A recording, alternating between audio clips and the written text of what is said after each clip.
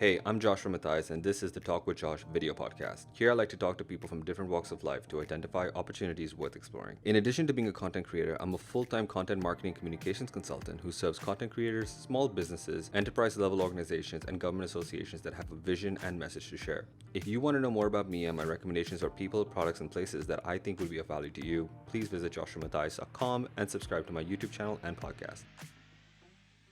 Welcome to the very first episode of the Talk with Josh show, and today I'm with my guest Wael Lababidi, who is the tech editor for Al Bayan. Wael is probably one of the most respected journalists when it comes down to technology, economy, and business, not just in the UAE but across the region. And he is pretty much in the know with regards to anything and everything when it comes down to these three sectors. Wael, thank you so much for being here. I really appreciate you taking the time for actually coming and speaking with me. Hi, Josh. Thank you very much for hosting me, and thank you everyone for watching. And I'm honored to be on your first episode of your show. Amazing, thank you. So, today we're going to be talking about GITEX Technology Week. It just wrapped up on Thursday, and I wanted to kind of understand, from your perspective, how did you find GITEX Technology Week? What exactly went down? Because you spent quite a bit of time over there. So what did you think from day one? How was it different from previous years? And what do you think overall when it comes to the GITEX? As you know, Josh, GITEX this year is being launched in extraordinary circumstances with all the COVID-19 scenarios and the social distancing and so on. So it's very clear that it's not as ordinary as it was last year. This year, just to get the numbers out, 1,200 companies participated this year versus 4,500 of last year. The delegates are less. When you go into the GITEX this year, you kind of feel like it is different from last year, but there is the feeling of security and peace when you go inside. There's hiked up security measures all over the place, and the social distancing. You have these little stations of the sanitizers all over the place. So they did their best to make you feel as comfortable as possible and to secure a very safe and nice visit for you this year. I personally liked it a lot because I noticed that the quality of the visitors is a bit different from the quality of the visitors last year in the sense that they were much more serious than, they're here to make business. They don't want to go there just to, have the run around and so on. But no, they're there to make business, to have serious conversations. And this is one of the things that got my attention. The ambience, the atmosphere is much quieter, much easygoing than last year. You have bigger spaces, less people, so it's quieter place to have conversations and to do business. Yeah, I think also this year kind of felt, even though there wasn't that much of a crowd, it did feel a bit more organized. And yeah, to their credit, what I've noticed also a lot was that I think after every 30 minutes or an hour, I was seeing people actually sanitize even the stands, and they actually had proper sanitization people that were coming in and just sanitizing everything just to make sure everything was clean. So I thought that was a really, something that was really cool on behalf of not just DWTC, but also with regards to all the companies that were participating to take that extra effort to make sure that the brand, the people who were actually visiting were very safe. But in terms of tech, what were some of the key highlights of GITEX this year for you? Key highlights of GITEX this year were really many. The main highlights, you could say that, where to begin? If I could tell you that GITEX this year wasn't about disrupting technologies that was from last 3 or 4 GITEXs before the past 3 or 4 years. It's not about disruption. To me, the technologies that were presented were more about thriving, about surviving in the post-COVID era that we live in. So everybody was about digital transformation, how they can accelerate their digital transformation process, how they can use and check out the work from distance and learn from distance technologies. So it was pretty much about what they can do to try and move on with what is happening post COVID-19. So the technologies were different. There is no more talk about disruption. There's now more talk about thriving and surviving in the post-COVID era. And it's going to be more of a hybrid era, right? Yes. And so I know that one of the brands that you did spend some time with is Avaya, and they have their tool called Avaya Spaces, which is, you know, like a sort of virtual system where people can actually talk and interact with each other in a more sort of virtual world. Like, what all did you basically get from them? Visiting Avaya was actually interesting because what they did is that they broadcast the event for over 150 countries around the world. So I got the sense that the post-world hybrid kind of work, physical versus virtual in terms of conferences, meetings, etc., are going to be there for the foreseen future. So companies are trying to find ways to establish and the hybrid model to establish the virtual meetings. So they were trying to find the best mix of how to balance physical versus virtual, and I think this makes a lot of sense. And we've seen this from government entities here as well in the UAE. So this was one of the main highlights of the show, actually.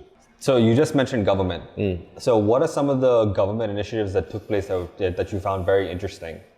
The public or the government sector participation in GITEX this year was huge, was really very impressive. There were the same entities, everybody, they didn't want to scale down their participation as much as possible. There were so many agreements that have been signed. Just yesterday we heard that the government of Abu Dhabi, the digital authority, they signed over 12 agreements, and they had over 88 activities going on, and they had over 24 entities participated in the show. DEWA, the Dubai Water and Electricity Authority, they had so many visitors. They showed off their digital transformation plans with all their digital arm of DEWA. They put on show for the first time the four-legged robot, the Spot robot from Boston Dynamics. Yeah. And this got a lot of attention from the people because they actually saw a practical use of robots for, I think, one of the very few first times, because this robot, could go into dangerous places, into polluted places, and help the engineers, detect and check all the malfunctions of the network. So it was pretty impressive. Dubai government, they had a lot of things going on with the data processing and so on. So if we start talking, it's going to be a very long talk. But what I can say is that the government participation in GITEX this year was very impressive, and everywhere it was business as usual. And speaking about robots, did you interact with that humanoid? Which humanoid? The humanoid that was in Etisalat. Etisalat Pavilion was really impressive. Yeah. They had over 13, 14 activities going on. One of them is the robot. Actually, I met the robot humanoid. Her name is Jen. Okay. Jen for Jennifer. And I was really, really impressed. Because when you think about robots in the past, you could just see it as a gadget, and probably not as smart as you would think it is. But this one really got my attention because Jen could actually, from your conversation, from your talk, could actually analyze and figure out the kind of emotional state you're in. So she can, yes, she would know whether or not you're happy, sad, angry, etc., just by analyzing the kind of conversation you're exchanging with her. So I found her talk with me very, very intelligent, and I was really, really surprised. And the challenge now, Josh, actually is to find the best way to deploy these humanoids, and in what capacity, in which sectors they could actually, and I think that companies are trying to finding out right now. There are many uses for the robots. Robots, especially in the COVID, they're using them to combat COVID in a way. Yeah.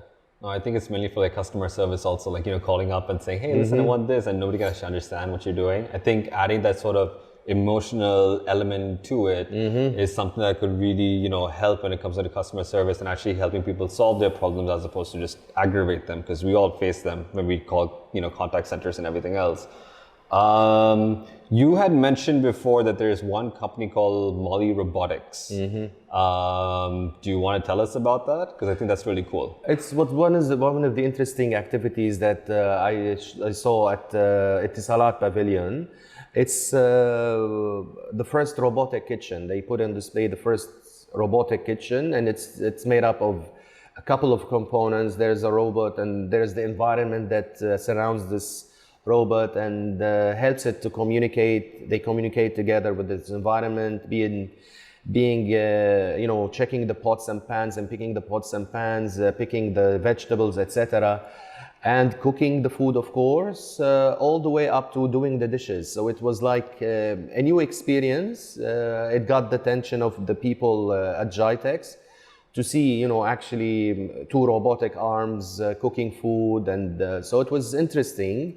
I don't see the application of such robot to be coming very soon to the region, for different reasons, but it was a good showcase to one of the uses of the robots. Yeah, I think with that, the application that I saw was the fact that a lot, like obesity, diabetes and all is a huge issue when it comes down to like our city and our region. Right. And I think when it came down to that, like, because you could basically like set everything up on your way back from home and essentially just say, hey, cook this particular meal for me, and every single particular ingredient that's going to go into it. Versus if you, like order from, one of those food delivery apps, it's like, yes, it will come to you, but then how healthy is it? Now, I'm not knocking the food delivery apps. I pretty much use it too, and I love them. But at the same time, I think you'll have way more control when it comes down to, creating food that is actually healthier for you, that will be ready for you when you want it, when you need it, and something that could potentially also, maybe work with this whole sort of obesity and diabetes thing that we actually face over here in our region. Other than Etisalat and Avaya, like, which were some of the other companies that were participating that you thought had some really interesting concepts? Oh, many. There was to go back to robotics, there was a company from India actually that got my attention with the robots. They introduced a number of new robots, and I found the deployment of these robots really interesting. So the lady there gave me an example of the robots being used in many of the hospitals in India to deal with the COVID patients, and now they're deploying these ones also at many government offices. The robot could basically check your temperature, remotely, of course, like you don't have to be in contact with humans. So the robot can check your temperature.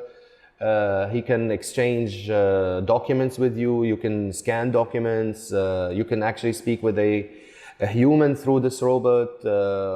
You speak with doctors, etc., to refer you to the proper, department and so on.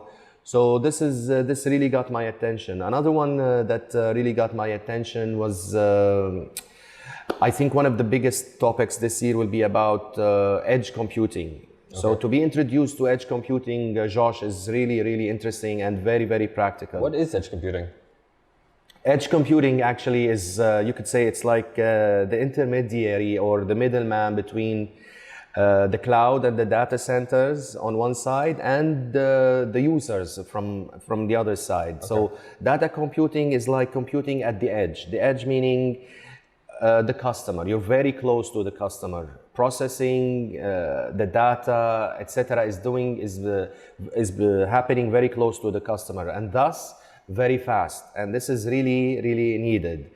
When we talk about edge computing, Josh, it's because you have so many Internet of Things coming to be deployed. I think the numbers are really, really very enormous. Studies say that you'll have around 80 billion IoT devices connected to the net by 2025. Yeah. And this is huge. When we say IoT, this means that it's close to the customers. So when you think about edge computing, you could think about it as a mini data center. So it's like small boxes. You have these hardwares. You can set them up in your office, and these mini boxes are linked to the cloud or to the data center.